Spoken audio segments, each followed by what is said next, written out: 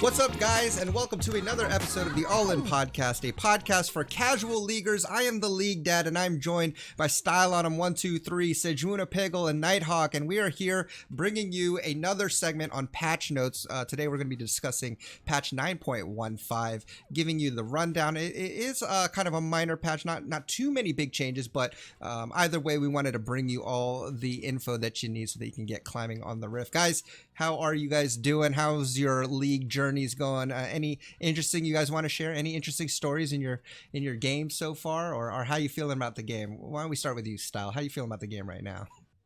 I'm feeling okay. I've only been playing a lot of Comet Ash, and I think it's super fun. But apart from that, I've been playing a lot. You never disappoint me, man. Whenever I hear you playing something, okay, Comet Ash, I like it. Okay, are you still playing Lux? It's really good, yeah. You still playing yeah, Lux? but only mid now. Okay. I used to put mid support, and then I used to play Lux either way. But now Aftershock Lux is no longer a thing. Yeah. Now I either have to, if my my support prefix Lux, I either ban it or just dodge. Okay, yeah, that makes sense. I can see that. Remind me to play Lux when we duo together. I'm just kidding. Sejuna Piggle. I mean, that's worse for you than it is for me. Yeah, I guess so. I wouldn't do that to you, man. I only trolled Dan. Anyways, that's a different story. Sejuna Piggle, how are your games going, man? How you been doing with League? Everything good? I've not been playing much League recently. I think it's because Yumi's pick rate is so ridiculously high. Yes. That I've just been like, do you know what? I'm just going to look at the scene instead. I've been following a Korea a little bit. They're doing some really interesting things. But yeah, we'll talk more about that later on. But other than that, I've not been playing as much. I've been more spectating, just keeping up with. So yeah. Yeah, I know. I totally understand. Sometimes I end up just watching a lot of League as opposed to actually playing it. And sometimes it's good, kind of resets you. I actually played League today for the first time in like a couple weeks because I've been playing TeamFight Tactics so much, but it felt good. I did get that old Tiltarino again when, my jungler decided to just kind of int there at the end. And then I remembered why I took a break. And so I have TFT to run back to, but it's great. It's fine. Nighthawk, how are your games going? I know we just talked with you not too long ago, but how's everything going, man? Are you playing any games recently? Yeah, sort of the same thing. I've been playing a lot of TFT. I've actually been playing a few single player games too, just to sort of cleanse the palate. I feel like that's important every now and then. That's a smart. I like that word, man. Cleanse the palate. We got to do that sometimes. Yeah. Okay. Well, great. Well, we're here to go. Oh, go ahead. Go ahead. I was just gonna say, when I do play League, I've been playing a lot of Pike because I think that he's really fun right now. Didn't he get buffed? Yeah, he's pretty ridiculous at the moment. Wait. Is Yumi's win rate? I mean, is Yumi's pick rate really that high? It's her ban rate as well, to be honest. Okay. Yeah. That's making me not want to play, but yeah, she's still strong. Because all the pros are talking about her because how unhealthy she is for the game. So, yeah. Okay. Yeah, and the thing is like, whenever I play, I didn't even know who to ban, but I knew that I should just ban Yumi because it's Yumi. So yeah, Yumi, I believe, has the highest ban rate in the game, or one of the highest ban rates in the game right now. Wow. Okay. I always know who to ban. It's always the Y's, either Yi or Yumi. Yi it's or normally Yasuo too. Okay. What are your guys'? They just run it down. What are your guys' thoughts on Kiana at the moment? I haven't even played her. I think, her release was a little bit overshadowed with TFT release, but have you guys gotten a chance to play her or seen her being played against you? What are your thoughts on the champ? I know she's been in at least LCS for a couple weeks now, but what are your thoughts on Kiana? You got any thoughts there, Style? So I think I played her like once or twice, and I thought she was pretty big busted. Once you get to her W was super confusing to me the first time I played her. Okay. Yeah. And then after it was like, oh, this is how this champ works. But when I see like pro players play her, it's like insane. And then you see like solo queue Kianas, and it's like that can't be busted. So altogether, yeah, it wasn't. Is she gonna be like? I don't think too many. I haven't seen. She's not like a Rise situation, is she? Where she'd be amazing and competitive, but crappy in solo queue. Or I don't think she's amazing. I don't think she's amazing in competitive. You have to like know how to play her, right? And she's an assassin, and assassins hardly ever get picked in. That's true. In professional play, right? The only assassins I know that get picked on the regular and have been being picked on the regular are things like LeBlanc. Yeah. Okay, that's true because she has an easy escape too, so it's a little bit harder to lock And her she's down. more like a mage assassin. You never see like AD assassins. You had like the period where everyone played Zed, but that died out. So Definitely. if anything, and Kiana got nerfed this patch as well. So if anything, I think the Kiana hype will die down. Okay. You guys got anything to add with Kiana Nighthawk? Yeah, I thought she was pretty weak when she first came out, but apparently she was a little too strong. I think she's really similar to champions like Aurelia and Akali, to where they're just so hard to play well that only a very small percentage of people are going to be like busted with them. Gotcha. And if I'm being honest, I'm getting a little bit tired of like that style of champion coming out, which is why I'm so excited for new Pantheon, because he's kind of face roll. Yes. Yes. It's just it's kind of boring to see every new champion just be like incredibly mobile and incredibly like outplay potential. Yeah, just give me boring champions. That's what I'm talking about. What about for people like in my case where mechanics doesn't come easy to me? Like I need these easy champs to stay around. You know, that's why I was like.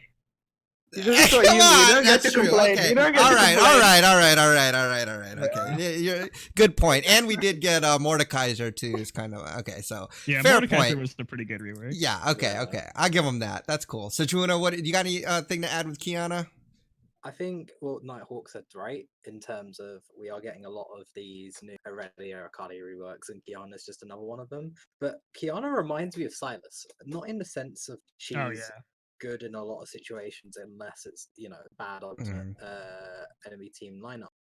Kiana, when played by somebody who doesn't understand her, just like Silas, just absolutely terrible. Yeah. When they're good, such a big difference. And I think we're going to see pro players pick Kiana a lot because she has so much damage, like beyond assassin damage. Her burst is terrifying, and why she has a stun in her as an assassin. If we're looking at a lot of the assassins that are played, I actually can't think of an AD assassin played mid lane that has a stun. Kiana's got that, and she's gonna be in pro play, I think, with a lot of these players that like to be skill expressive, because League is turning back into its sort of its old ideologies of I shouldn't need a team to win. I should be able to, as a superior player, be able to carry the game. So we're seeing games that go on a little bit more longer. Like Jungle, for example, Scuttle Crab changes and whatnot. You don't have to rely on your mid laner now to fight for Scuttle Crab. If you path intelligently, you're just going to win as a jungler without having to gank and play these high priority Lee Sin, Jarvan, Elise champs. Yep, you can definitely. play Evelyn, who's still absolutely busted. Her win rate is way too high after like 30 minutes. Really weak early game is obviously an exploit, but when you've got these designs, I think Kiana is just gonna prove to everyone, just like how Yumi was. Everybody thinks, oh, Kiana's a bit on the weak side. I think she's pretty strong, and we're gonna just see how true that is in a couple weeks' time when everyone's playing it. Okay. Yep. Good to know. We'll take a look for the normal person. Exactly. Yeah. She's like and that's like in that. It's like me and Lee Sin, you know, like every time I play Lee Sin, I mean, I just looked at my OPGG. I am 0-6 with Lee Sin. But did I have fun? Yes, I did. Did my team have fun when I played? No, they did not. Okay, so we'll move along from that, but definitely a champ that I need to try out, at least in normal games, right? All right, so with this patch, we got a bunch of skins coming out. So I'll just run through it. We got the Project line. We got Pyke, Jinx, Irelia, Akali, Warwick, and the Irelia Prestige Edition. Have you guys taken a look at some of these? What seems to stand out? I think I know Styles. He'd mentioned it earlier, but Style, you want to go ahead and say what your favorite Project skin here is? To be fair, I wouldn't say what is it? I don't think Project Jinx is even that good of a skin, but it's a Jinx skin, so I have to get Jinx skin, right? But, yes, of course. Jinx has so many good skins. Yeah, Jinx has so many good skins. Yeah, it's not like anyone would buy them all because that would just be stupid. No, he's rolling his eyes for y'all listening. Yeah, okay. I don't even play Jinx, and I have like almost all the Jinx skins. I'm the same way. All the Jinx skins are cool. Mafia is still going to be my favorite skin, and then I think Project is okay, but compared to like all the other Project skins, I think Riot could have done a way better job. Okay, that's fair. All right. What about you, Sejuna? What's your favorite skin? I don't like any of them. I know this. Okay, fair enough. Fair enough, man. I'm looking at the Aurelia Prestige skin. And I'm like, Riot, just stop with the Prestiges. Stop it. Hey, Pretty don't funny. stop with the Since the introduction of Prestige points, I think that the quality of skins have gone personally. But I think Okay. it's also because I've just lost faith in Riot. I'm one of those players Okay. that I've got so fed up. You're not the Riot. only one.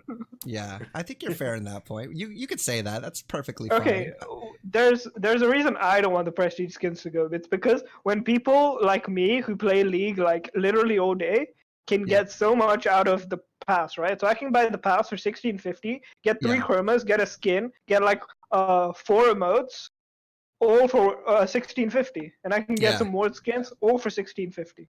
Yeah, it's true. I mean, makes sense. I mean, obviously that's what they're trying to do as well. So, what about But for you? people, it yeah. won't help like people who play like 3 games or Casually. something a day. Yeah. Exactly. It won't help people who are playing TFT right now either. So, like me. Hey, Nighthawk, what about you? Passes. No one wants to TFT help passes. TFT I really like Project Pike. I think it looks completely awesome. It looks pretty cool. There's a I little like it. bit of controversy around the skin because it didn't have like a ton of new animations and stuff, but I think it looks really cool. And the Warwick skin looks really cool too. Yeah, I think Warwick could have used a skin. Project Line is just such a cool line for me. I really enjoy the aesthetic, so I like all the skins, but if I had to pick one or two, Pike and Warwick look awesome. Yeah, definitely. I think I'm on the same lines as you. I liked playing a Kali before, but I want to try that Project Kali skin, but I have to agree. I think the Pike one looks pretty cool as well. All right, well, those are going to be out on August 1st. So if you're listening to this and it's August 1st, it's August 1st, you should be able to get it.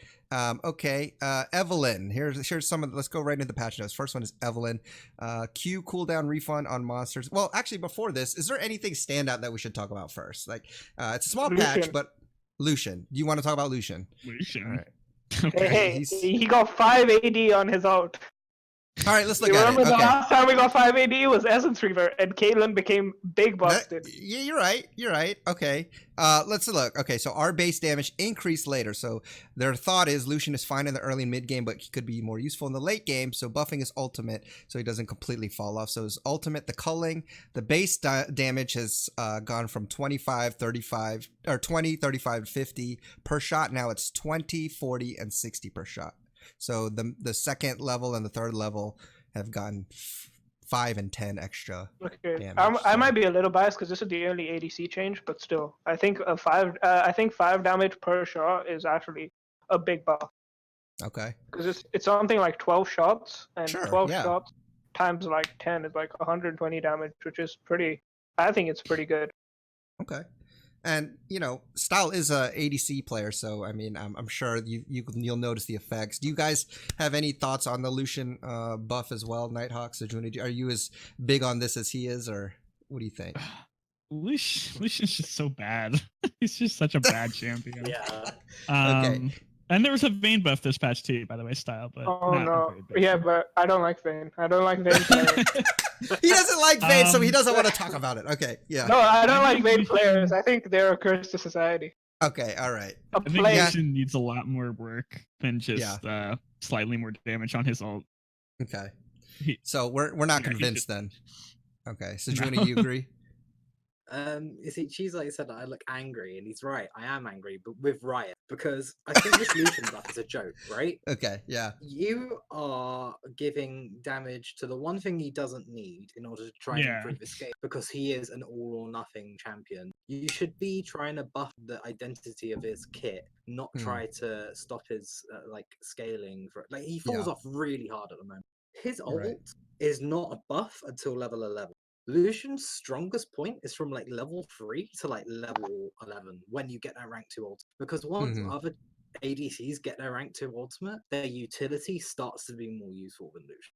Gotcha. Their damage starts to scale, and Lucian starts to slowly fall. So this doesn't help him. This doesn't fix his problems. And it's like an extra 300 damage. Sure, he builds Black Cleaver, but you're expecting to hit every single shot of the ultimate to get that full benefit when he's got much bigger issues this is not going to really do anything for him. I think he's still, especially with the buff to Vayne, it's a small buff, but I really can't see why you'd pick Lucian over like Jhin or Kai'Sa, or even who's the one that's really good? Ezreal. Ezreal's another one, but there's another ADC. Jinx, exactly. Jinx is the best ADC, hands down. It was Sivir. I mean, I already agree with all of this, except for the Vayne. I don't like Vayne. And the Vayne buff is like so minimal. And when am I ever going to hit the wall? If I'm a bad Vayne player, when do you think my condemn will ever hit the wall? It's going to make, to be fair, like level 2 for all ins. This Vayne buff adds something like 200 to 300 damage late game. If you actually let's read it for those listening right now so they can. It's like giving Lux an ult buff, but if I can't hit ult, what good is the buff? No, good point. Okay. Yeah, good point. All right, let's read it real quick. Go ahead. Yeah, the buff to Vayne was when you hit a wall with Vayne, it's the condemn. It does another instance of the damage. So before it just did 100% of condemns damage, so it would just do 50 damage twice. Now it does 150% of the condemns damage. So a 50% increase on the damage if you hit the wall. Gotcha. It's not, nobody ever thinks of Vayne's E as like a damage spell. Like I don't think anyone's ever really said, oh man, that Vayne E just chunked me. But it's not as pathetic as it looks. I think that especially in the late game, if you manage to get a good condemn, it might end up being a pretty good chunk. Yeah, but we'll have to see. Yeah, and I mean, I think going back to what Sejuna said, like with Lucian, I think what you're saying is that they're buffing the wrong thing. It seems like they're trying to buff him in a section of the game he's not necessarily supposed to be good. Maybe tweak the part that he actually has an identity in, which is his early mid game. That way he has more of a chance to get a lead, to stay somewhat relevant in the late game, as opposed to trying to buff his already weak state. So I understand that, and I get that. Anything else on Lucian or Vayne that you guys wanted to add? You guys good with that? Yeah, I think it just feels like cuts. Go on. Sorry, I'll go off. I was just gonna say it just feels exactly like what you guys were saying, where they try to find like the least intrusive part of the champion's kit and just put a little more power into it, which just makes them feel like really bad, because it's like if you put extra damage on Jack's Q or like extra damage on a Nivea wall or something like that. You're like, what? Okay. Yeah, it just doesn't. You say this now, but when I build my Duskblade Youmuu's Lucian and chunk you with my ult, you won't be saying that. All right, well, I'll have to see that then, I guess. All right. What other? Is there any other standout things you wanted to, pull up here to the spotlight first before we just go down the line? So we talked about Lucian, talked about Vayne. Anything else you guys wanted to bring up? We move on. I mean, I have one, but I'll let someone else go. Okay, go ahead, Sejuna. Just in general, I was going to talk about Riot's FIFA balancing. I think this is a really dangerous patch because it's unnecessary buffs. And what Riot have done in the future is they've buffed champions when they don't need them, like how Lucian's just been buffed now. Then what's going to happen is they're going to buff him. They're going to realize that they've buffed him in the wrong areas, and they're going to finally buff him and not take into account that they've tuned his numbers little by little until they've realized that mistake. And then he's going to have all these additional buffs he didn't need when he is strong. That is going to help him, but then he's going to be too strong. And it's what happened with Akali and Aurelia and Aatrox and all the other picks that we don't want to ever see again. Zoe was an abomination. I don't want to see like season 5 Lucian coming back where his ult will just kill you in like 6 shots. Hey, speak for yourself. Maybe you do. But, I mean, you'd rather see Jinx be able to kill you in one rocket, let's be real. That's true. Season 5 Jinx. I think this sets a really dangerous precedent of where Riot's really going for the wrong thing. The Evelyn change bugs me. I'm sure it probably bugs a lot of players because it's removing what Riot is trying to do. They're trying to make the game more skill expressive, and they're removing that buff. Removes the ability for good junglers to increase their clear speed just through better camping of the camps and whatnot, and better management of their cooldown. So now, instead of punishing bad players, they're punishing all players, and that's not okay. Don't punish a good. They should be able to carry. All right, Nighthawk, you got something to say? This nerf does nothing. to Evelyn. It does nothing. It does nothing. It does nothing. It's like could in the Okay. future. it's like take go on it again. 0.2 to 3 more seconds of Yes. cooldown. Yeah. It's absolutely, this is such a placebo nerf.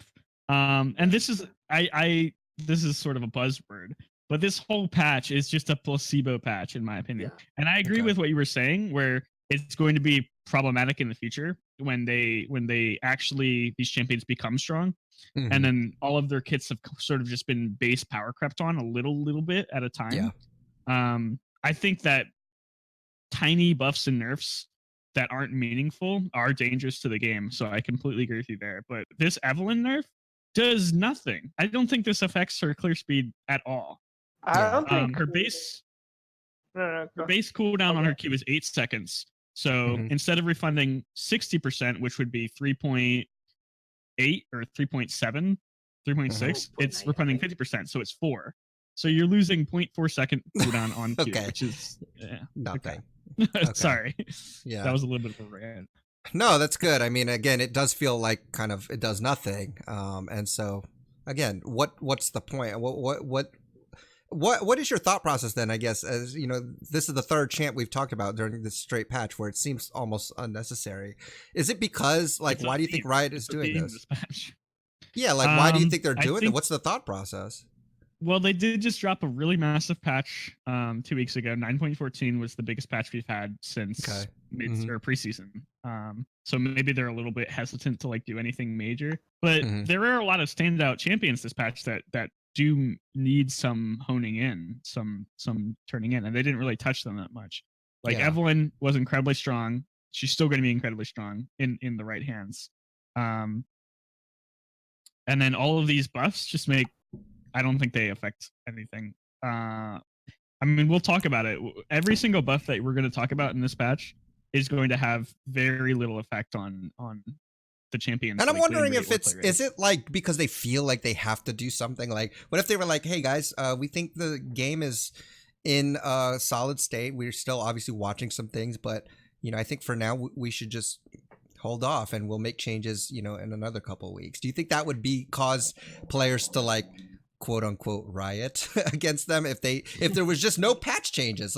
Maybe they feel like we have to release something or we have to do something, and so it's almost like they just do stupid things like this, or because it doesn't seem like there's really a method to any of this. I don't know. There's a design theory that I believe that they might be using here, where they give these champions buffs or slight nerfs, well, more likely buffs, to increase their play rate enough to where they can assess what they should do in future patches to get more data. Giving champions that might not be as popular right now, like Kha'Zix, Lee Sin is always popular, so that's a bad example. But Lucian, Poppy, Poppy, giving them a little bit of a touch to make people say, "Hey, let me try Poppy out. She just got buffed. Let me try Graves out. He just got buffed." And then you get a lot more of a sample size when you're looking at your data. So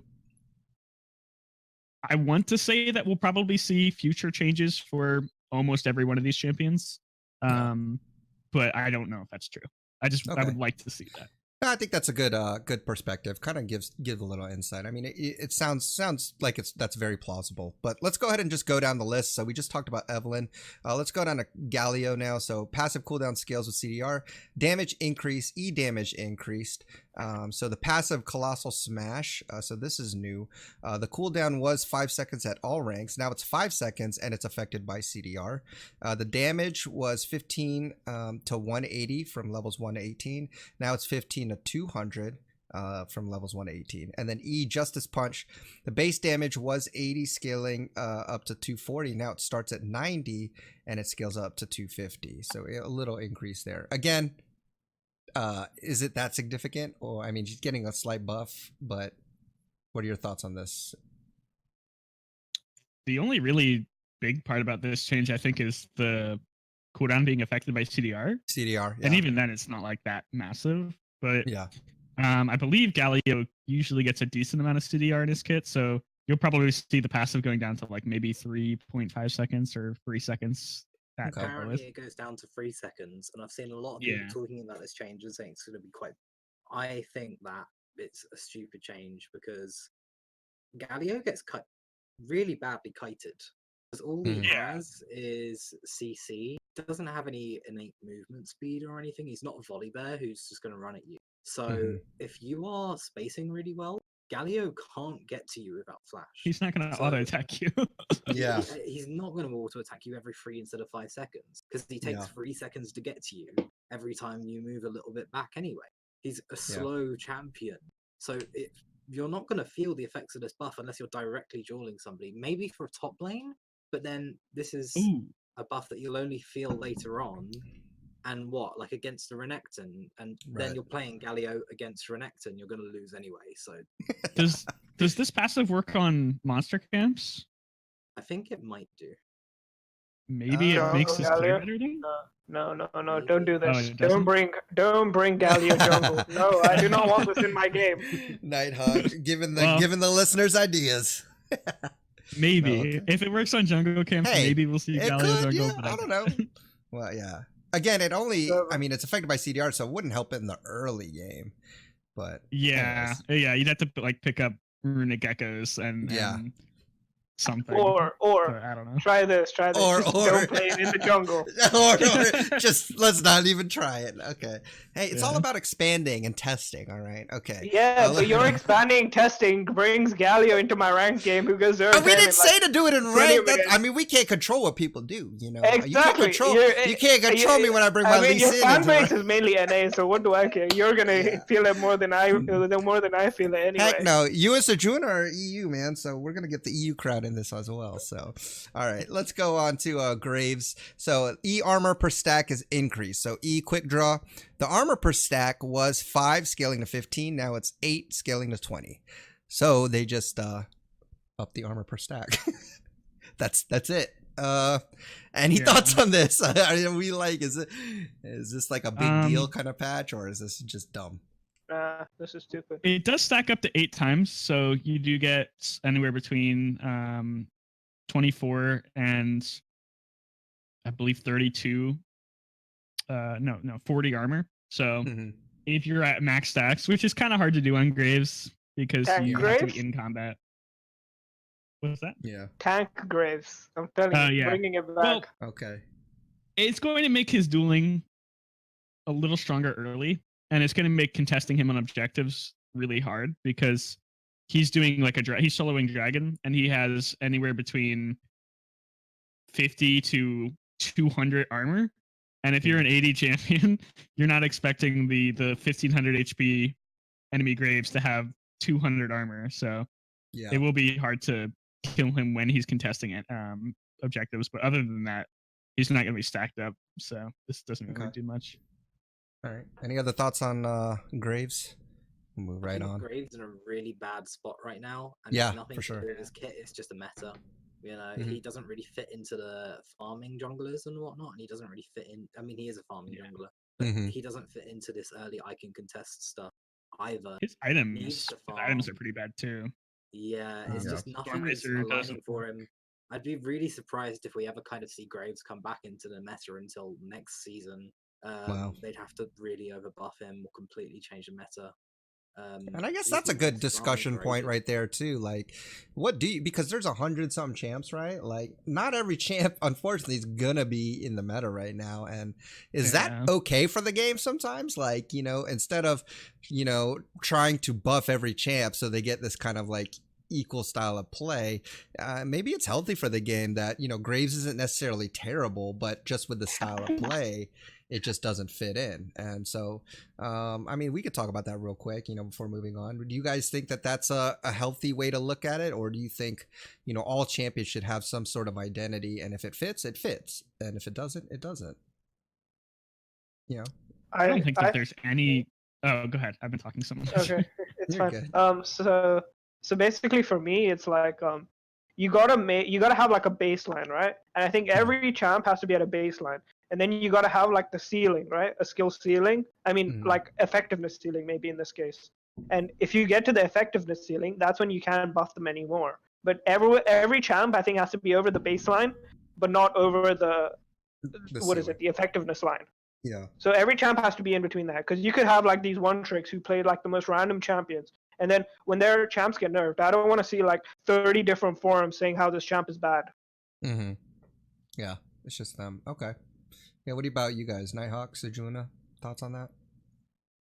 Yeah, I don't think there's any physical way for Riot to, like you said, there's 140 something champions in the game. Mhm. There's no way to make them all competitively viable. But when you look at each one of these champions, they all have, almost every champion in the game has above a 45% win rate. There's a Yeah. few outliers there.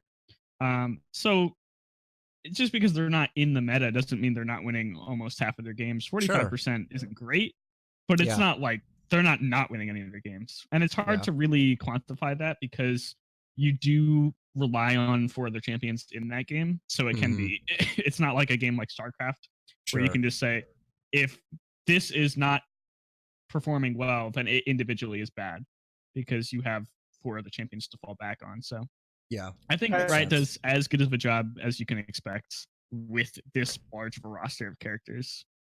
The problem with that also is that you see, you're saying there's like 100 something champions, right? And Riot specifically picks champions to go into the jungle, right? And then you're gonna have people complaining about how this person clear is not good when they didn't intend for this champion to be a jungler. Because literally, you That's can true. take anything into the jungle, right? So how do Yeah. you defer that this should be a jungler and this shouldn't be a jungler? You don't decide that. Most of the times, Riot will decide that by buffing and nerfing champions, right? Yeah. Or But in when the case Riot- of something like Pyke, they'll just Yeah. take out monster damage on their kit.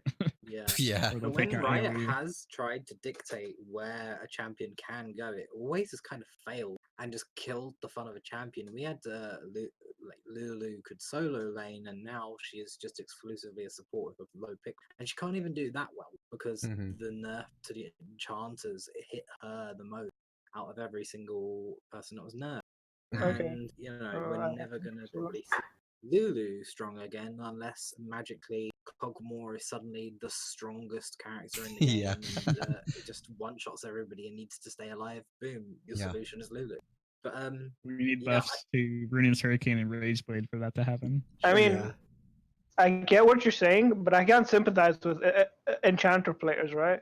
So it's it's like saying like, okay, so Lulu before, right, when she was in a solo lane, she could like one shot an ADC and she could do what like anything Lulu support could do. She could do what Lulu support could do, but better. yeah. Yeah. So that was the main problem with it. No, Yeah. I don't have a problem. Like this doesn't even take into account my bias for like Lulu and Janna players, right? Yeah. It has nothing to do with that. It's when one champion can do 2 things by just going to a different lane. So that's why it's like saying, like I remember when Janna first came out, and I used to watch Moscow 5, and Alex Heach used to play Janna mid, build her full AP, and then just win the game. It's like you don't want a champ to be able to do that. It's like if I could take like a Braum top lane, survive all of laning phase, and then be like, hey, I can protect the ADC as well. That's what I don't like. That's why I don't like the Karma buffs, right? Because you can play Karma, just build full AP, build an Ardent, and just win the game. Yeah. No, I actually see what you're saying there too. But, I see both sides to it. I think, maybe a possibility is that if they do, like, if Riot does decide, okay, this champ is going to be a jungler, this champ is going to be a support, and they pigeonhole them into that, I don't know if that's necessarily a bad thing, but then I think future changes, whether it's buffs or support, should directly affect just that and give them clearer identities maybe into those niches so that each champion kind of has its what it's supposed to have, and I think intended for is its own identity, where yes, maybe Fiddlesticks, I know he's getting reworked, he might not be ideal in the jungle for this, but maybe with this kind of comp he's correct, and maybe each champ has a certain time when it is going to be strong, and most times it may not be strong. More of niche champions, you know what I mean? And I don't know, that's a whole different thing that we'll never really understand, but I think it's good to talk about it and at least bring that up. Yeah. Go ahead. Okay. Yeah. Also, going back to the Lulu thing, if they really want to bring back like a solo lane Lulu, I think one of the solutions from like completely gutting solo lane Lulu is maybe take power out of the shield and the ult and then give it to the E and the Q. I mean, the E used on on enemies, and empower the Q. I think that's the way Riot could say, oh, we want her in a solo lane, and saying, oh, if you really want her in a solo, you're gonna have to choose between, do you want her in a solo lane or do you want her as a support? Because she could you could still do things like buff the W to make her like better in support while she's in top lane. Having like a huge shield based on like how much AP you have is just, I think, unbalanced. Yeah. Okay, well, speaking of the enchanter supports, let's go on to another one of your faves, Style, Karma. So Karma, she got nerfed again, so she was strong, but they've nerfed her a couple patches now. So her empowered E shield has decreased. So now the empowered E, the bonus shield was 30, scaling to 210 plus 0.6 ability power. It is now 25, scaling to 190 plus 0.5 ability power. So not only did the flat number of the shield get nerfed, but also the scaling of the ability power. And I think this brings Karma back down. I mean, it just seemed like they wanted to not have her be as prevalent in pro, because exactly what they said. They said her pro presence was too high. Do you guys think this is a big deal for Karma? It's a step in the right direction, but it frustrates me because this could be the last point I make about what we just talked. Is that Riot balance around pro play, and Riot should make it so that champions have an identity where they fill one role. Yeah. But in pro play, pro players focus on flexible picks, and Karma is a support who can also be a full AP carry, who brings wave clear, who brings CC with her mass slow, with her shield and all. And Karma, in her current state, is pretty toxic for pro, because before we were seeing Spell Thief's top lane where you constantly take Kleptone and you just attack people, and then Zillion did it, and then that had to get nerfed because it was absolutely ridiculous. And now she's still being played without a gimmick because she's so reliable because of how flexible she is. Yeah, and for sure. I mentioned Lulu because we all remember solo lane Lulu and how horrible it was to play against, and nobody ever wants to see that again. But then when we think about, is that happening in the current day, I think we've tuned it out of our minds. Karma is just a reincarnation of that. But we're used to it because we've seen it before, but it's just equally as toxic. It makes players frustrated. We've even seen it with Tom Kench, in the top lane. Tom Kench supposed to be a support. So, I mean, I think when we get into these champs that don't have a clear identity, and in fact, they can kind of blend into two identities, because, Lulu or even Lissandra, she's not really thought of as like a true AP damage mid laner, right? She's more of a utility support kind of mid laner. And I think people like Lux, same thing. Now people are saying, well, she's got a lot of good utility, she could be played support. And I think a lot of these champions, specifically seems to be like mages, can fit multiple roles, and one side is not like it's not identified as clear as to which one they want to be. Are you going to be a utility player, or are you looking to be an AP damage type player? And maybe what Style was mentioning, having the AP like tied to a shield or something like that, that kind of is part of the problem, because it's the same statistic for two different types of stats, right? Or it's the same item for two different types of stats. So maybe they need to fix something like that. Totally get what you're saying, and I think that's understandable. Let's move on to Kha'Zix. So the Q base damage increased. So base damage of Q, Tasted of Fear, was 50, scaling to 150. Now it's 60, scaling to 160. So major changes here. Nighthawk, I know you're excited about the 10 damage increase here. What do you have to say about Kha'Zix? Are we going to see OP Kha'Zix now? No. Okay. Pretty simple. Bad. Okay, so there you go. Kha'Zix. By Kha'Zix. It does get increased a little bit by isolation. Okay, yeah, true. Yay. Right. But still bad. Well, Kha'Zix is bad in TFT too, so this guy needs some loving. Okay. Well, not much to say there. It's a little buff there. LeBlanc E base root damage increased. So they said landing the root on LeBlanc's E doesn't carry as much weight as it should in the late game. They're trying to match the reward to its risk. So E ethereal changed. The base root damage was 60 scaling to 180. Now it's 70 scaling to 230. So it is a decent buff there. You know, and again, looking to more help the late game LeBlanc. Do we think this helps her in pro play some more? I mean, that's pretty big damage buff. Yeah, it adds 50 damage to her combo. Yeah. QWE combo late game, which isn't insignificant. Especially if this transfers to the empowered E through the ult. I'm not sure how that works. Mimic, in general, but I don't think it transfers to the mimic. I think it's just a base damage of the regular. And I think this is a bad change. I think, to be honest, this patch is just a mess. But I think the LeBlanc change is unhealthy because people are going to read that and think, oh wow, 50 damage is a lot. But if you're picking LeBlanc, you're not going for late game. And you max that last. You don't get that 50 full damage until level 18. If you're level 18 with LeBlanc, you shouldn't be playing her. Pros don't go level 18 with LeBlanc. She has a lot of overkill damage. A lot of assassins do. So it doesn't make a difference because you're killing something. You're killing your target before the second part of that chain goes. Double Q or double W. What if this transfers some of her power? Like, what if people start maxing E second instead of W? But do you think that could be a thing? I think your kill potential with Q would be really low. Like, Q is so much more fluid to use in a combo than E. Like the E. No. I mean like QEW instead of QWE. The combo order. I think the problem is LeBlanc mains are so used to maxing Q second, and they max Q second because it just feels better to use in a combo. Some LeBlanc players just try to get so fed to a point where they don't have to use their E because it just feels clunky to use sometimes. They use it for the CC, not really for the damage. So they kill their priority targets with just QW and maybe Hextech active or something, or Ignite or whatever they're building based on their preference.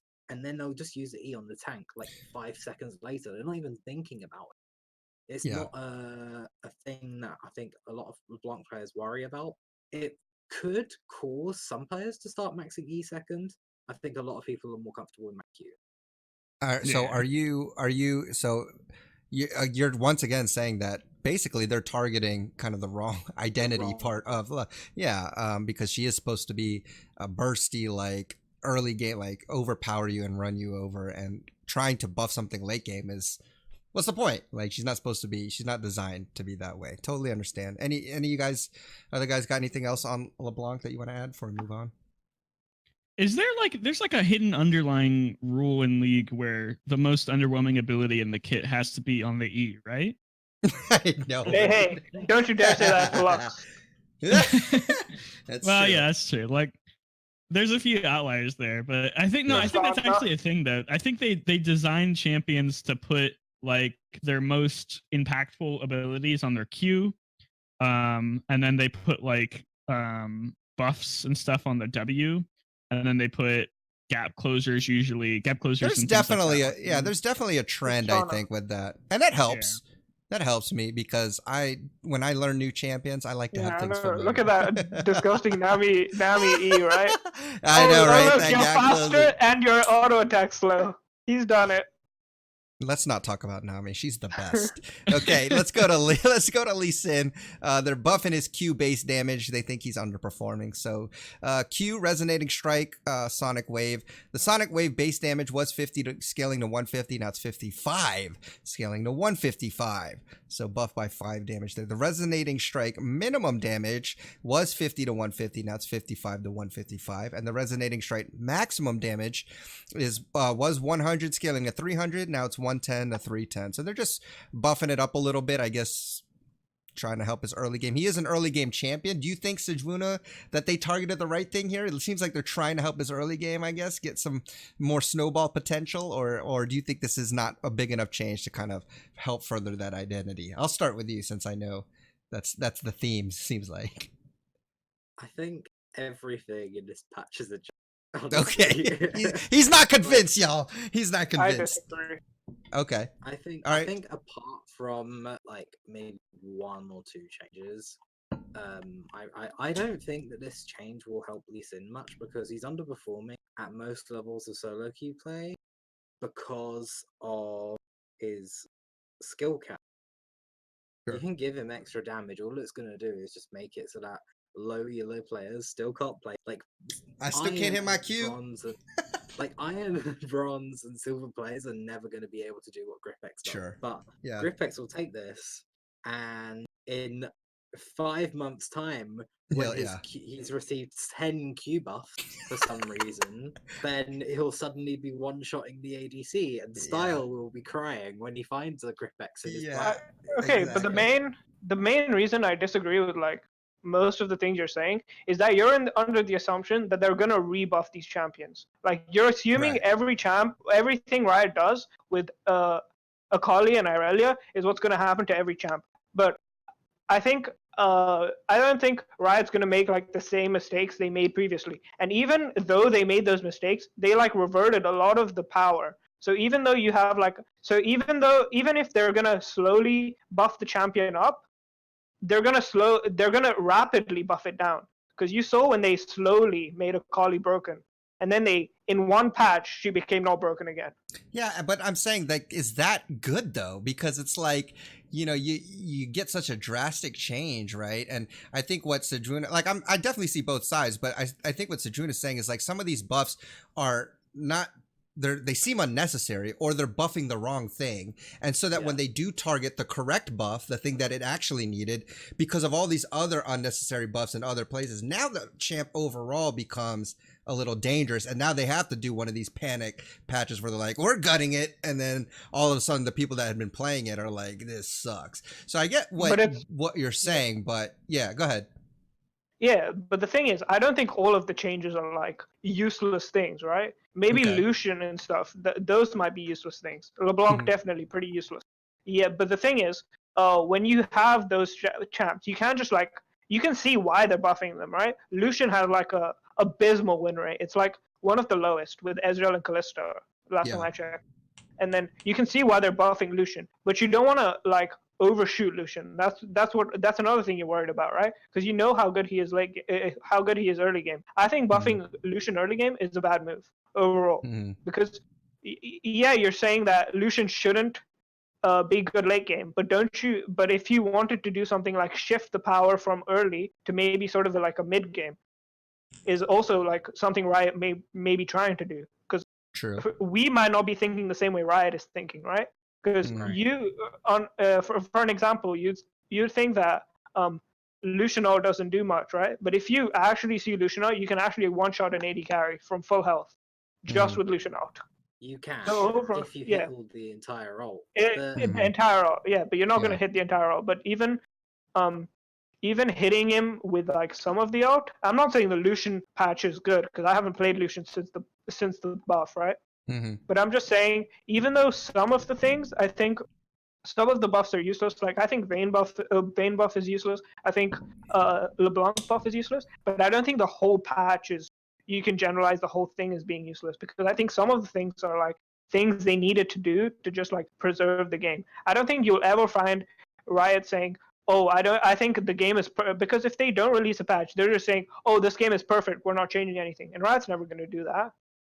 Yeah, but that's what I was saying. Like sometimes though, maybe they just need more data. Like maybe it's not that the game is perfect, but maybe they need to see a little bit of this current state to make proper adjustments, as opposed to just saying, well, we need to work something out because, players are going to think we're not doing anything. And I don't think that's the case. And I'm not saying that all of these buffs or nerfs are unnecessary. Some of them probably are unnecessary. They have data that, they could be seeing that we're not seeing, obviously, or they're buffing champs so that they'll get more play so that they can get more data. So all of these reasons occur. I think the issue sometimes is that sometimes these buffs or nerfs just seem to be in weird places that Yeah, don't really so- fit the champion's identity, unless that's their goal, trying to shift like Lucian into a mid-late game champ, which doesn't seem to me like that's what they're doing, but you know, we'll have to see going on. But anyways, let's go ahead and move on, because that is a great discussion of topic, and I love that we can talk about that, because I do think it's necessary, And because it's good that we have what we like need to two do. sides as well, because Yeah, Absolutely.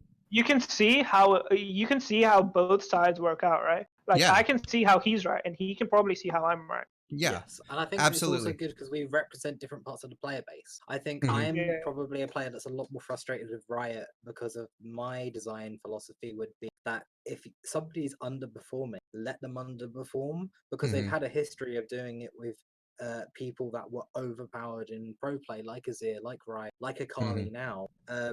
And the reason why I made the comment about patch is bad is because I feel like you don't need to buff or do all these little buffs. It's I just don't know. Yeah. No, I get it. I totally get it. The frustration is real. The thing is, I will give credit to Riot is that they do, you know, listen to the feedback. They do take it, maybe not the ways we want it all the time, but I think that they take the overall data of what people are saying, and they try their best to adjust it. And the thing is, they're adjusting whether we like it or not. So at least they listen, and at least they try to do something. All right, let's move on to some of these other changes. Let's go to Lissandra. Base health and health growth increased. Our AP ratio increased. So they're helping her across the board. Liz has been kind of underwhelming lately. So health, base stats, health was at 518. Now it's 550. Health growth was 87. Now it's up to 90. And the ultimate frozen tomb damage ratio was 60% ability power. Now it's 75% ability power. So it gives her R a little bit of a oomph, right? And then you know, a little bit of health early. I don't know if that's really gonna pull her in. Again, I don't think this is a game-changing buff, but you know, maybe it'll get people to play her more and see what they can tweak some more. And you guys got anything to add on Lissandra?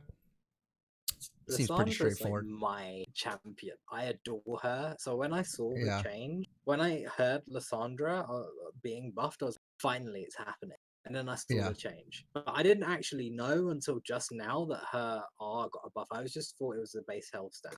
I was watching a Fidel video about how essentially what I think Riot's trying to do with this health change is to make it so that she can bully more in lane. But then you've got to consider Lissandra's range is really bad. Yeah. And the only thing that she can bully is assassins, who are prevalent at the moment, but they're too prevalent. Talon is like becoming super popular in Korea and is slowly gonna creep up in NA as well. He's getting an increased play rate in NA.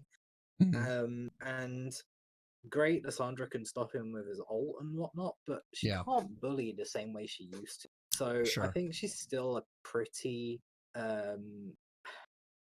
I think she's just not worth picking up, really. Yeah. I don't like saying that because I adore her to bits, but Yeah, I like her a am lot too. excited about the R change, but I think it's a bit too small to get her back to what she was before. She definitely needs a bit more. She's very mana hungry, so she's never, never going to even have like mana to wave clear and be able to ult that often. Well, because they changed a lot of things that, you know, helped her wave clear, right? So that's, I think, one of the hardest things with her now is that her wave clear is just terrible. And then not to mention, what was the one, what's the rune that lets you, no, the one that lets you kill minions. No, the one that kills minions. Yeah, so they nerfed that as well. So people were the problem with her is that she could wave clear too easily, and she could get lane control, and then she had all this CC. But I think they overly gutted her wave clear. Now she's just terrible. And her old passive with the mana, you know, she just had really good mana. Like she could just keep spamming all the time. And so now that that's changed as well, just a lot of factors there. So maybe this will give her a little bit of a, you know, some love. But again, I think part of the issues there is that the mana, the wave clear is just really bad. All right, let's go on to Malphite. Malphite, Q slow increase, W base cleave damage increase. So they were trying to give him a pretty decent buff last patch, and they think that it wasn't enough, so they're just kind of adding back to that. So Q seismic shard, the slow was 15, scaling to 35%. Now it's 20, scaling to 40%. So the slow on that's going to be a lot bigger. W thunderclap, the base cleave damage was 20, scaling to 80. Now it's 30, scaling to 90. And there's a bug fix that cleave damage will now trigger Hunter's Talisman. I guess that's for jungle. Oh no, Jungle, not yeah. Malphite jungle. Yeah, I guess. Not And like then this. He's actually quite good in the jungle. yeah, that's yeah, what he is. That's Yeah, my I problem. yeah. think I he's don't wanna better get- in the jungle than in lane at the moment. Yeah. Yeah. Yeah. Especially with he's this buff. bullied because of the changes. But the Yeah. changes that he had made his early weaker in lane. Yeah. So he actually might shift towards jungle. Please, Yeah. no. I don't want to Yeah. get one shot by full AP Malphite. Yeah. It's true. I would yeah. I would give if you have trouble playing champions that are like super mechanical, I would give Malphite jungle a try. Hey, because- no, Hey, but not that's in me! jungle. That's me. Because you'll do nothing until level 6, That's right. and then you'll come into bot lane. You and can't get do that jungle. in NA though. I've been watching League Dad play jungle, and everyone just like hard loses the lane, and then everyone just runs it down and they lose. In EU, I think it's a bit more lenient, right? You can Thank do you, nothing Style. for like on both teams. Both teams will do nothing. So Yeah. you think Okay. that it's bad that your team does nothing until you go to NA where everyone does something and then one team loses. But in EU, no one does anything. You get Yeah. to like 40 minutes and then you lose. You and So I you're just have saying you lose very faster. different games. Yeah, I think so. All right. Well, I also forgot to mention our Unstoppable Force. Basically, it's a bug fix. So now it casts at max range if used outside of max range. I guess that was a bug that Was it it wasn't not doing before? That might actually I guess not. end up making people whiff some ults, because Yeah, that's you true. might have like pressed it outside of range and think your champion will walk into range, which is how it used to work, but now it will just cast immediately. So sometimes you'll whiff, maybe. I don't know, you have to get used to it. Yeah, we'll see. It used to be back in the day, this used to be standard on all champions, to where if you cast it outside of range, you didn't cast Yeah. it like immediately. That's You would what I was walk up thinking. and then cast it. But they've since made that not standard anymore. They've made it so that if you cast it outside of range, you'll just immediately cast it. I didn't know that, and I thought that because that's called input buff. You see it with Annie ult, where you can cast it out of range, and then as soon as she gets into range where she's clicked it, she'll cast. I never knew that's a thing, so I think that's going to help Malphite players who like to input buff and then flash ult. So they'll ult way out of the max range, and then they'll flash just as they're close, so it's an instant cast. I think it's gonna be a nice bug fix, but I still think he's a little too weak. No, that's a nerf. That's a nerf to those players. Is it? I think. Yeah, because it will only cast. It will cast all the time instead of only casting if you're in range. If you're in range, so even if you're out of range, it'll cast.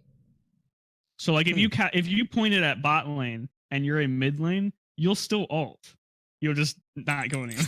That's pretty funny. Whereas before you would walk all the way down to bot lane. You're and right. then Gotcha. You're right. I didn't Okay. think of that. Yeah, it's enough. Very okay, interesting. That sucks. Yeah. Okay, that sucks. There's no All right, way. so be on the lookout It for might not whiff make that big of a ults. deal. Well, we'll see. It could. You never know. All right, let's move on because there's still a few more champions. Poppy W movement speed increased.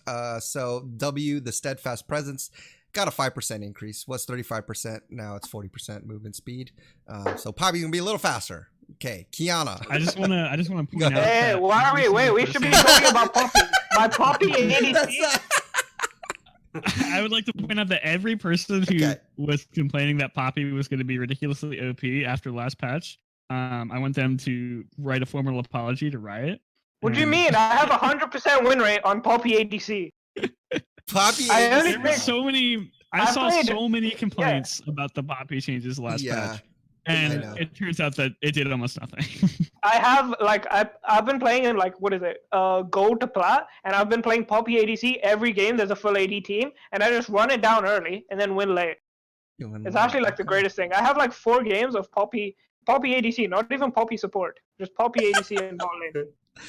Against Now- things like see- Caitlyn as well. You talk about not giving people ideas, but here you are playing Poppy ADC, bro. Hey, I'm telling you, Poppy ADC is great. It's like the greatest thing to ever happen. All right. See, I'm only mad because I get suckered by these things, and next thing you know, I'm going to be playing Poppy ADC. All right, all right. Let's go on to Kiana, the new champ. So they made some changes here. E no longer damages targets outside of its range. R cooldown now scales. Health packs and ARAM now grants her River. Okay. So let's talk about this. W, the Terra shape. So River element and ARAM. Kiana can now empower her blade with River from health packs and Howling Abyss. Okay, I guess that's an ARAM change there. E Audacity damage range now only damages targets if within 250 range at the end of the dash. Enemies that dash or flash away can now dodge Audacity's damage. And then R Supreme Display of Talent cooldown was 100 seconds. Now it starts at 120 and it scales down to 80. So lower cooldown and later ranks, a higher cooldown in early ranks. What are your thoughts on this? Again, I haven't played too much Kiana. It seems like the E is a little more, you have a little more outplay potential now to dodge. And it looks like they wanted to kind of nerf that ultimate early on just because it maybe was up too much. So what are your thoughts on this? You guys got any thoughts on Kiana? Changes? This is a really weird change because the E doesn't really do that much damage anyway. Okay. And it sort of just gave her like the Fizz treatment where you can flash the Q, but with Fizz you can put W on your Q, so it does a lot of damage.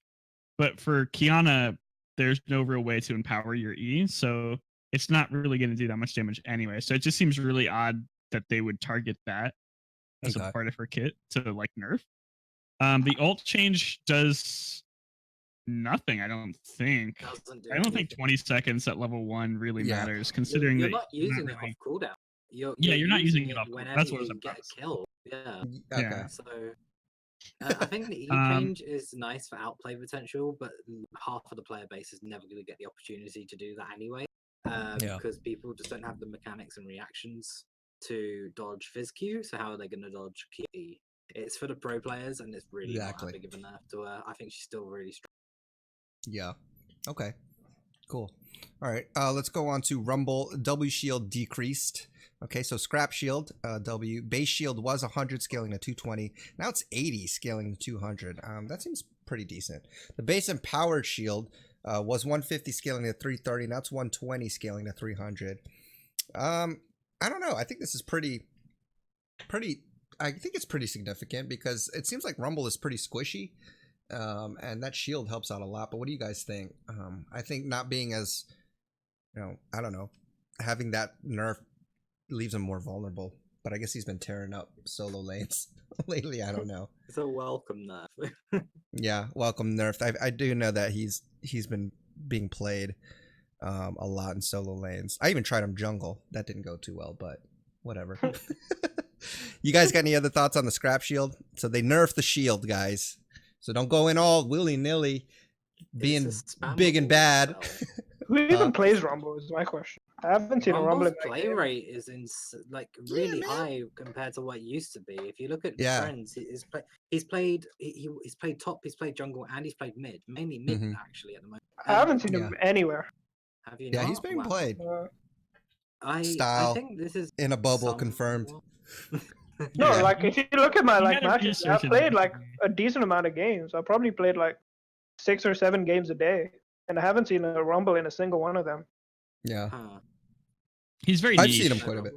He is quite niche, but it's the fact that you can bully so hard, but then he's got his ultimate, which is such a good team. And if you have that good of a team fighting ult, you shouldn't be able to bully so hard. Yeah. Because maybe I haven't seen him because I'm go trash. I have a friend who has been playing Rumble mid since season 2. I met him back in 2013 or 14 or whatever season 2 was. And he was playing Rumble mid. He has over 3 million mastery points on Rumble. Oh, 3 million. Holy, I don't want to face that guy. It's like the people and that's AP Sejuani mid. That's while having a lot of games before the mastery system was introduced. Wow, that's actually illegal. That's illegal. He's been playing Rumble mid almost exclusively since like whenever Rumble came out. I can't even get my Jinx to 1 million. Jeez. Well, you have to ask him for us, Nighthawk. Then, if this, if he's affected by this nerf, he'll probably still be like, "What? They nerfed it?" Bring him on the show for the, what is it? Teach Dad a new I haven't champ. talked to him in a while. That's Let me right. see if I can find him on my friends list. Yeah. All right, So let's I can go watch on. more Rumble. Wonderful. Let's go.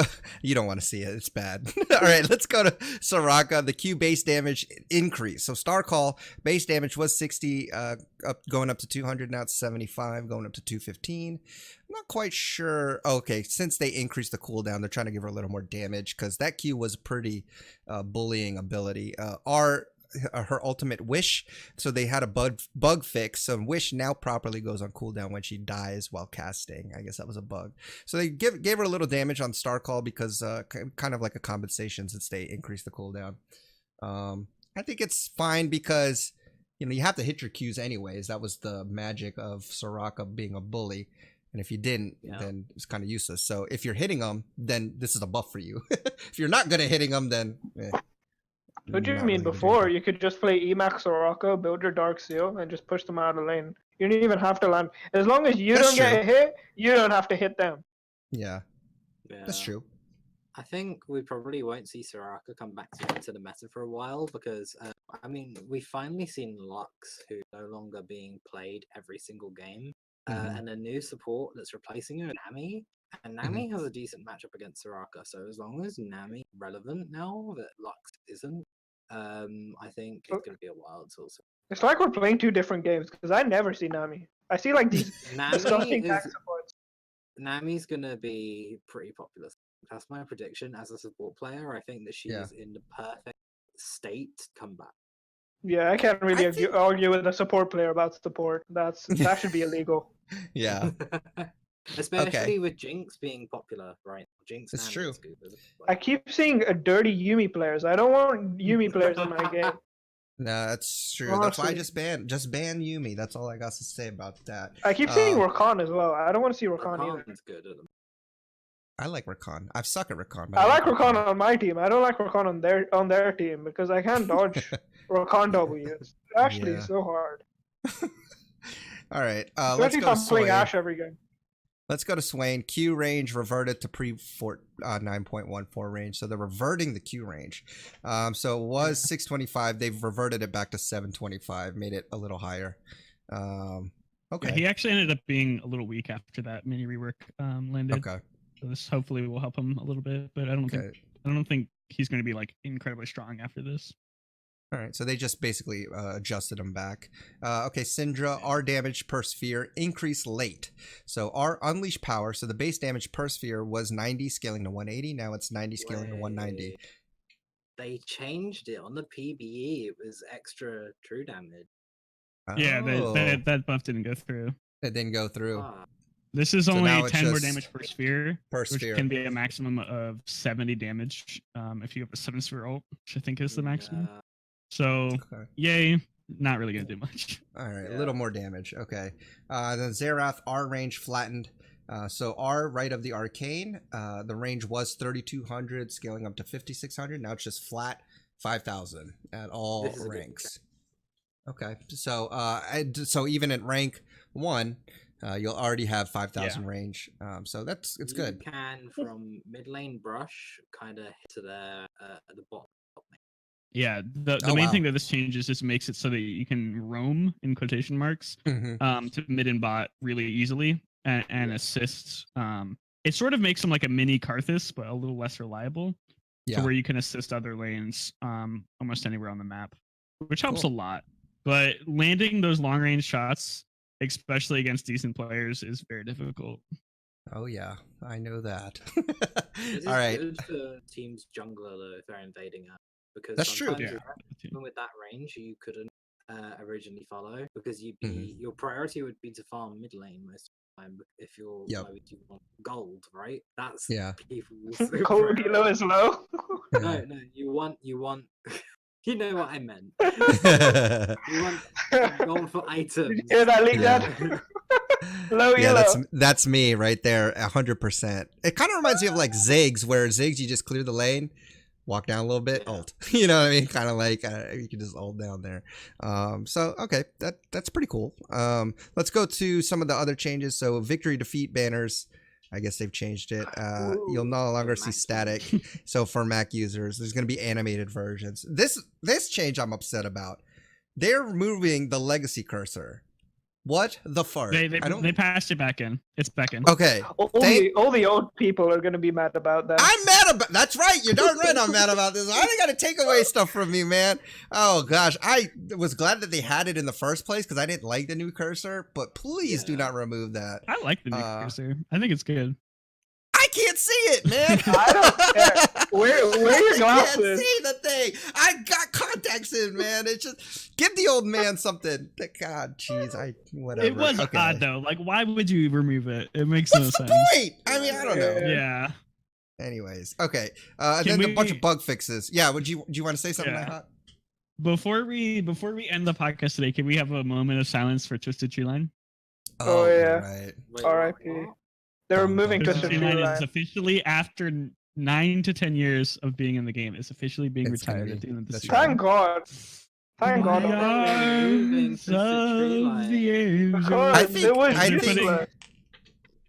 Well, and the game was literally filled with bots. Like, they literally hey now. No. Light I'm played actually saying they would bot. Like, they were actually bots. They used to take Ghost Heal. They used to take Ghost Heal every game and just run it down. Yeah. There was a bug or a blog post today about rotating game modes. They said that they're going to focus almost all of their effort on permanent game modes instead of rotating game modes. Yeah, they've announced. I mean, I didn't know this, but I guess TeamFight Tactics. They announced that it will officially be a permanent game mode, which I was like, I thought it was in the first place. Thank goodness. I would have been mad if they quit. I'd have been like, what? But yeah, so they wanted to make sure that it wasn't gonna like end up like. Yeah, but that's because Riot could say if it was bad, Riot could just say, haha, it was a prank. We never meant to keep it. But if it was only good, they could say. Exactly. If it was good, they could see, oh, look, we are marketing geniuses. We made a new game mode. Stop playing both sides. Yeah. They also mentioned that they were going to bring back all random Earth one more time in 2019. Yep. So. Oh no, I don't like all random Earth. What I'm upset about, maybe I think they said they're going to bring back Nexus Blitz one more time, one or two more times. But see, that's the thing though. Like, I like Nexus Blitz, but apparently their data says that, unlike ARERF, like ARERF, they said people play it all the way up until the end of the release or when they take it off. Yeah. Apparently with Nexus Blitz, they said people with Nexus Blitz played a lot in the beginning and then just stopped playing, which I was like, what? I felt like I played that game all the time, but I guess I'm just one. I liked it because it was faster paced. You know, it wasn't necessarily Earth, but you could get to those, late game, things earlier. So your games were like 10, 15 minutes. I love that. Because Earth could still take, a bit of time. Anyways, that's just my thoughts.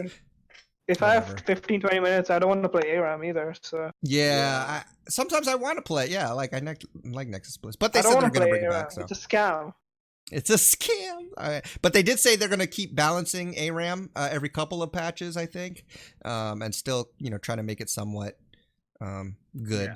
They're going to be doing a lot of those % damage buffs and nerfs for ARAM. Yeah. Where if you played ARAM recently, you can notice that if you hover over your passive bar, it'll say this unit does 95% of its normal damage or something. Yeah. Like that. Oh yeah, I saw and that. Those are very lazy changes, but it also is a lot easier for them to do that because they don't have to basically what they do is they look at a champion in ARAM, they look at its win rate, and if it's too high they just say, hey, 5% less damage. If it's too low they say, hey, 5% more damage, and then they adjust based on that. Very, very just basic, which is fine. Whatever. Anyways, one thing we didn't get to today, which we'll talk about next time, is the Pantheon changes.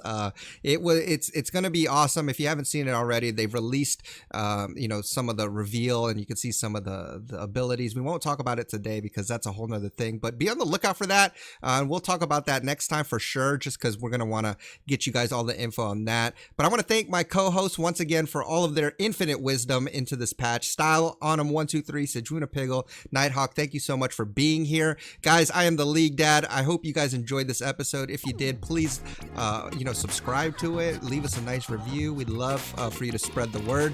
And if you have any questions, feel free to email us at theallinpodcast@gmail.com or tweet us at theallinpodcast. But until next time, enjoy your climb on the Rift or in TFT. Try not to get too toxic, and we will see you all on the next episode. Peace.